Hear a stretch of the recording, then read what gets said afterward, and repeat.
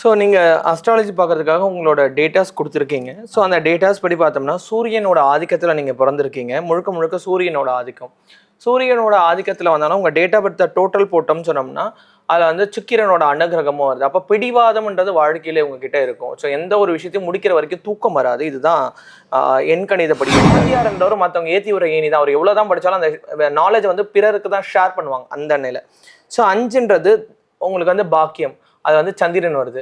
So சந்திரன்றது அழகு, அறிவு, மதி, சந்திரன் 15 நாள் வளரும், 15 நாள் தான். அப்போ வாழ்க்கையில் அப்ஸ் அண்ட் டவுன்ஸ் தான் உங்களோட பாக்கியம். அதாவது ஒரு விஷயம் நடக்கிறது வந்து 15 days 50-50 ஒரு நிலை வரும். நல்லா இருக்கேன்னா 15 days அழுதுட்டு கர்மாவை நீங்கள் அனுபவிக்கிறதுல பூர்வ புண்ணியத்தில் வந்து பார்த்தீங்கன்னா உங்களுக்கு சனி பகவான் வராரு. ஸோ சூரியன் அப்படின்றது வந்து பார்த்தீங்கன்னா சனியில் போய் உட்காந்துருச்சு. அப்போ சூரியனுக்கு பக்கம் சனி பகவானுக்கும் ஆகாது. அப்போ என்னதான் நீங்கள் பிரகாசமான வாழ்க்கையில் பகவான் உங்களை அவதரிச்சுட்டே இருக்கும், வரவும் செய்யும். அதே நேரம் அது எங்கே போகுதுன்னே தெரியாத ஒரு நிலை இருக்கும். எல்லாமே நல்லா இருக்கும். அவங்க சொல்லுவாங்க பிஸி ஷெடியூலுங்க, ஷூட்டிங் மேலே ஷூட்டிங் வருது, நல்லா சம்பாதிக்கிறாங்க. ஆனால் நமக்கு தான் தெரியும் அது எங்கெங்கே போகுதுன்றது. ஸோ எவனும் சொன்னால் நீங்கள் ரைட் ஹேண்டட் இருந்தால் ரைட்டில், லெஃப்ட் ஹேண்டட் இருந்தால் லெஃப்ட்டில். ஜென்ரலாக எல்லாரும் என்ன சொல்லுவாங்கன்னா பெண் அப்படின்னா லெஃப்ட் ஹேண்டட் அப்படின்னு சொல்லுவாங்க. ஆனால் லெஃப்ட்டில் போட்டால் அந்த பெண் ரைட் ஹேண்டடாக இருந்து லெஃப்ட்டில் போட்டால் அதை டீஆக்டிவேட் பண்ணுறது. புரியுது. ஸோ அதனால் ரைட்டில் போடணும். தென் வந்துட்டு மணி ஃப்ளோ அப்படின்றது உங்களுக்கு கட் ஆகுது இல்லையா? அந்த மணி ஃப்ளோவுக்கு வந்து நான் சஜஷன் கொடுக்கறது வந்து பைரேட் கொடுப்பேன். ஏன்னா பியூர்லி மணி அட்ராக்ஷன் ஸ்டோன் வந்து பைரேட்.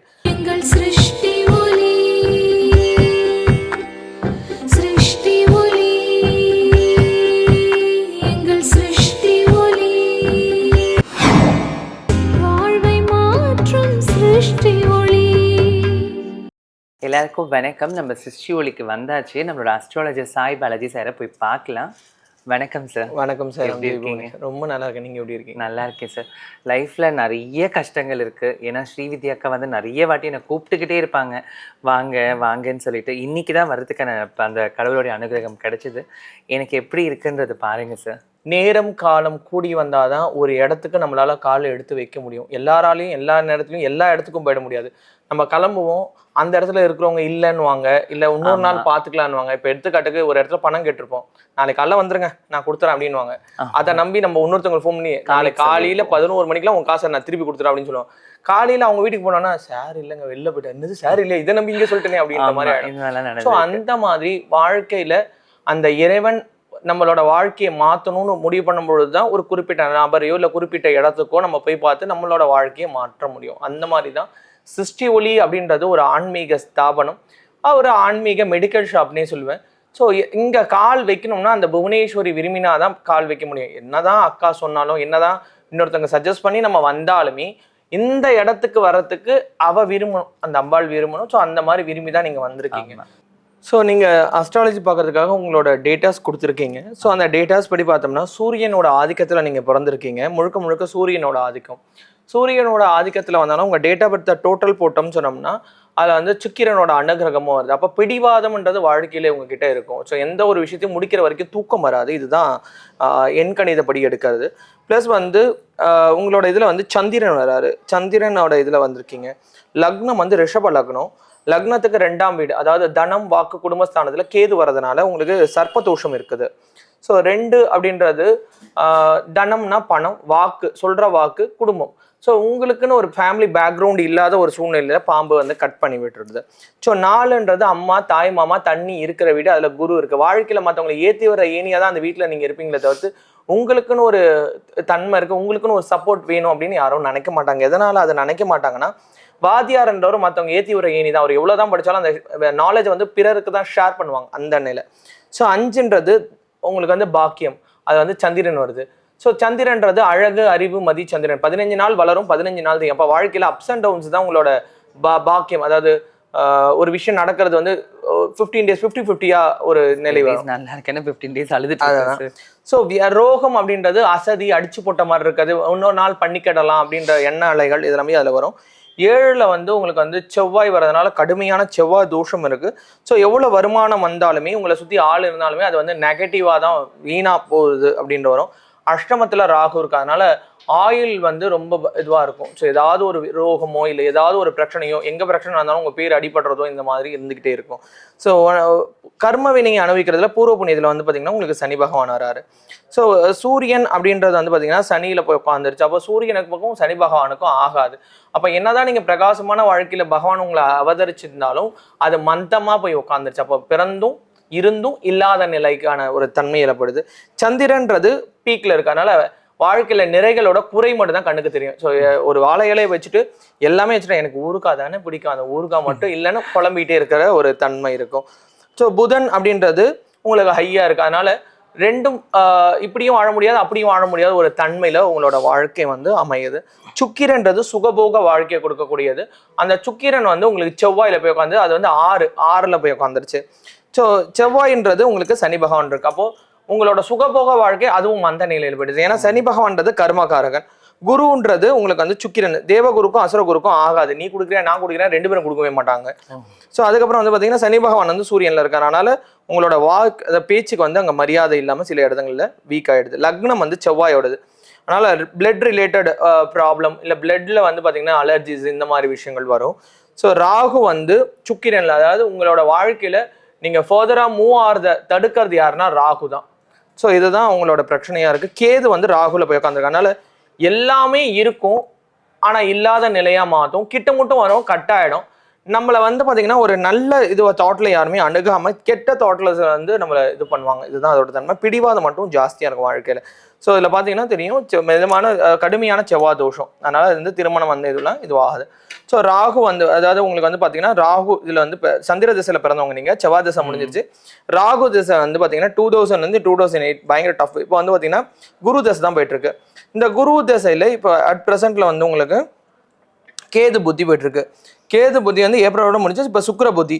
அப்போ வந்து பாத்தீங்கன்னா போராட்டம்ன்றது இருந்துகிட்டே இருக்கும், வரவும் செய்யும். அதே நேரம் அது எங்க போகுதுன்னே தெரியாத ஒரு நிலை இருக்கும். எல்லாமே நல்லா இருக்கும். அவங்க சொல்லுவாங்க பிஸி ஷெட்யூலுங்க, ஷூட்டிங் மேல ஷூட்டிங் வருது, நல்லா சம்பாதிக்கிறாங்க, ஆனா நமக்கு தான் தெரியும் அது எங்கெங்க போகுதுன்றது. ஸோ எவனும் சொன்னா நம்ப மாட்டாங்க. ஸோ நீங்க வந்து பாத்தீங்கன்னா என்னோட சைட்ல சஜஷன் அப்படின்னு எடுத்தீங்கன்னா கார்னெட் அப்படின்னு ஒரு ஸ்டோன், பாம்போட கருணை பார்வை நம்ம மேல விழுறதுக்கு. ஏன்னா அஷ்டமத்துல ராகு வருது. ராகு அஷ்டமத்துல வந்துன்னா வாழ்நாள், அதாவது ஆயுள் காலம் முழுக்க ஏதாவது ஒரு சின்ன சின்ன பிரச்சனை இருந்துகிட்டே இருக்கும். அதனால பாம்போட கருணை பார்வை விழுறதுக்கு எப்பயுமே இந்த மாதிரி கார்னெட் ஸ்டோன் வந்து வியர் பண்ணும் சென்டர் ஃபிங்கர்ல. ஸோ மிடில் ஃபிங்கர்ல வந்து வியர் பண்ணணும். ஸோ நீங்க ரைட் ஹேண்டட் இருந்தால் ரைட்ல, லெஃப்ட் ஹேண்டட் இருந்தால் லெஃப்ட்ல. ஜென்ரலா எல்லாரும் என்ன சொல்லுவாங்கன்னா பெண் அப்படின்னா லெஃப்ட் ஹேண்டட் அப்படின்னு சொல்லுவாங்க. ஆனா லெஃப்ட்ல போட்டா அந்த பெண் ரைட் ஹேண்டடா இருந்து லெஃப்ட்ல போட்டா அதை டீஆக்டிவேட் பண்றது. புரியுது. ஸோ அதனால ரைட்ல போடணும். தென் வந்துட்டு மணி ஃப்ளோ அப்படின்றது உங்களுக்கு கட் ஆகுது இல்லையா, அந்த மணி ஃப்ளோக்கு வந்து நான் சஜஷன் கொடுக்கறது வந்து பைரேட் கொடுப்பேன். ஏன்னா பியூர்லி மணி அட்ராக்ஷன் ஸ்டோன் வந்து பைரேட். ஸோ பைரேட் அப்படின்றது வந்து பணத்தை ஈர்த்து தரக்கூடியது, உங்களுக்கு சேமிக்கக்கூடிய ஆற்றலை கொடுக்கக்கூடியது. அதுக்கு அடுத்தது வந்து உங்களுக்கு கடுமையான செவ்வாய் தோஷம் இருக்கிறதுனால நீங்க வந்து முருகப்பெருமானை வந்து வழிபாடு பண்ணலாம் செவ்வாய்க்கிழமையான செவ்வாய் ஓரையில. வாழ்க்கையில உங்க ரொம்ப பிரச்சனையாவே இருந்துட்டே இருக்கு அப்படின்னும் பொழுது அதுக்கு தீர்வு எங்க கிடைக்கும்னா சிவன் கோவில்ல தான் கிடைக்கும். ஞாயிற்றுக்கிழமையான 4:30 சிவன் கோவில்ல போயிட்டு அந்த சிவபெருமான் கோவில்ல பைரவர் இருப்பார். அந்த பைரவருக்கு விளக்கேத்தினீங்கன்னா நீங்க என்ன வரம் கேட்டாலும் அந்த பைரவர் அள்ளி கொடுப்பார். ஓகே, அதை அப்படியே ஃபாலோ பண்றேன் சார்.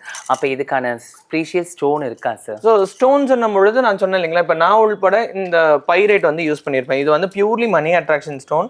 இந்த ஸ்டோன் வந்து பாத்தீங்கன்னா புவனேஸ்வரியோட பரிபூர்ண அனுகிரகம் கிடைக்கும் இந்த ஸ்டோன்ல. அதே மாதிரி இந்த ஸ்டோன் அப்படின்னு நம்ம எடுத்தோம்னா இது வந்து பாத்தீங்கன்னா அமர்திஸ்ட் அப்படின்னு சொல்லுவாங்க. இந்த வந்து பாத்தீங்கன்னா சனி பகவானோட கருணை பார்வையிடும். சனி ஈஸ்வர பகவான் போல கொடுக்குறவங்க கிடையாது, சனி ஈஸ்வர பகவான் போல கெடுக்கிறவங்க கிடையாது. நல்ல எண்ணம் கொண்ட மனிதர்கள் கிட்ட வைக்கும், கெட்ட எண்ணம் கொண்ட மனிதர்ல விரட்டி விட்டுரும். ட்ரிங்கிங் ஹேபிட், ஸ்மோக்கிங் ஹேபிட் இருந்தால் இதெல்லாம் வந்து விலக்கி விட்டுரும் இந்த ஸ்டோன். ஸோ இதுக்கு தமிழ்ல இதுக்கு பேர் வந்து செவ்வந்திக்கல் அப்படின்னு சொல்லுவாங்க இந்த ஸ்டோனு. ஸோ அதே மாதிரி இப்போ நீங்க சூரியனோட ஆதிக்கம் சொன்னேன் இல்லைங்களா, ஸோ சூரியனோட ஆதிக்கம் சொன்னோம்னா சன் ஸ்டோன் அப்படின்னு சொல்லுவாங்க. ஸோ அந்த சூரியனோட இதுக்கு வந்து அந்த சன் ஸ்டோன் வந்து வியர் பண்ணலாம். இப்போ உங்களுக்கு சூரியன் பிளஸ் வந்து செவ்வாய் வருது இல்லையா, அதுக்கு வந்து கார்லிலியன் அப்படின்னு சொல்லுவாங்க. இந்த ரெண்டு இதுக்கு காம்பினேஷன் வந்து இந்த கார்லிலியன் ஸ்டோன் தான். சூரியன் பிளஸ் செவ்வாய் ரெண்டுமே ஆரஞ்சு கலர்ல வரும் இது. ஸோ உங்களுக்கு நல்லாவே டிஃபரன்ஸ் கொடுக்கும். ஆக்சுவலாக வந்து பார்த்தீங்கன்னா ஒரிஜினலான அந்த பைரேட் கலர் எப்படி இருக்கும்னா இதுதான் ஒரிஜினலான பைரேட். ஓகே. ஸோ அந்த கோல்டன் கலர் நம்ம கொடுக்கறது இதுதான் ஒரிஜினலான பைரேட் கலர். ஓகே. ஆனால் எது வியர் பண்ணால் ரொம்ப நல்லது சார் இதில்? ஸோ மணி அட்ராக்ஷனுக்கு வந்து பைரேட்டு. ஸோ நீங்கள் எது வேணாலும் அதில் வியர் பண்ணிக்கலாம்.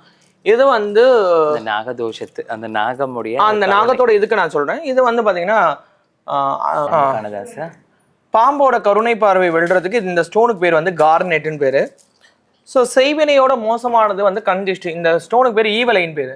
ஓ ஸோ இப்போ இந்த ஸ்டோன்லாம் நம்ம வியேட் பண்றோம் இல்லைங்களா, அப்போ இதுக்கு அந்த தோஷம் தாக்கும் இல்லையா, அந்த தோஷத்தை கிளென்ஸ் பண்றதுக்கு இந்த ஸ்டோனுக்கு பேர் வந்து செலனைட்னு பேரு. செலனைட். இப்போ நம்ம கையில போடுறோம், நைட் ஆனா கழட்டி இது மேல வச்சிடணும், இப்படி வச்சிடணும், அவ்வளவுதான். ஸோ வைக்கும் பொழுது என்ன ஆகும்னா இதுவும் கிளென்ஸ் ஆகும், இது மேல இருக்கிற பொருளும் கிளென்ஸ் ஆகும். ஓ ஸோ செலனைட் வந்து கிளென்சிங் ஸ்டோன். ரொம்ப நல்லது. ஆக்சுவலி ஈவல் ஐஸ்னாலே நம்ம ப்ளூ பிளாக் தான் பார்த்துருப்போம். இது பியூர்லி ப்ரௌன் அண்ட் பிளாக்ல இருக்கு சார். ஒயிட் வரும். ஸோ இது என்ன ஆகும்னா அப்படியே நாள்பட்ட அப்படியே பியூர் ஒயிட்டா மாறும். நம்மளோட திருஷ்டி தோஷத்தை எடுக்கிறதுனால அது ஒயிட்டா மாறிட்டே வரும். சூப்பர் சார், எனக்கே ரொம்ப இன்ஸ்பயராக இருக்குது. நீங்கள் சொன்னது எல்லாமே 200% கரெக்டான விஷயம். அப்படி தான் இப்பயும் சர்வே பண்ணிகிட்ருக்கேன். கண்டிப்பாக இது எல்லாமே நான் யூஸ் பண்ணி நான் பயனடைவேன்னு நம்புகிறேன். Thank you sir. பாருங்கள், சார் சொன்னது எல்லாமே கேட்டிங்க இல்லையா? என்னோட லைஃப்பில் ஒரு மாற்றம் வரணுன்றதுக்காக இவ்வளோ விஷயம் சொல்லியிருக்காங்க. நம்ம நிறைய இடத்துக்கு போனோம்னா அதை பண்ணுங்க இதை பண்ணுங்கன்னு சொல்லிட்டு காசை பிடுங்க தான் பார்ப்பாங்க. ஆனால் நம்மளோட சாய் பாலாஜி சார் வந்துட்டு நிறைய விஷயங்கள் என்னோட லைஃப்பில் ஒரு சில மாற்றங்கள் வரணுன்றதுக்காக எனக்கு அட்வைஸ் பண்ணி இதெல்லாம் பண்ணியிருக்காங்க. உங்களுக்கும் சாரை டேரெக்டாக பார்த்து கன்சல்ட்டிங் வேணும் அப்படின்னு நினச்சிங்கன்னா நம்மளோட மறைமலை நகரில் ஸ்ரீ ஒளி ஷாப் இருக்குது, டேரெக்டாக விசிட் பண்ணுங்கள். சார் வந்து ஆஃப்லைன் அண்ட் ஆன்லைன் ரெண்டுத்துலேயுமே கொடுக்குறாங்க. சாரோட அப்பாயின்மெண்ட் வாங்கி உங்களோட லைஃப்பையும் ரொம்ப பிரகாசமாக மாற்றுறதுக்கு சாரை வந்து அணுகுங்க. சந்தோஷமாக இருங்க. தேங்க்யூ.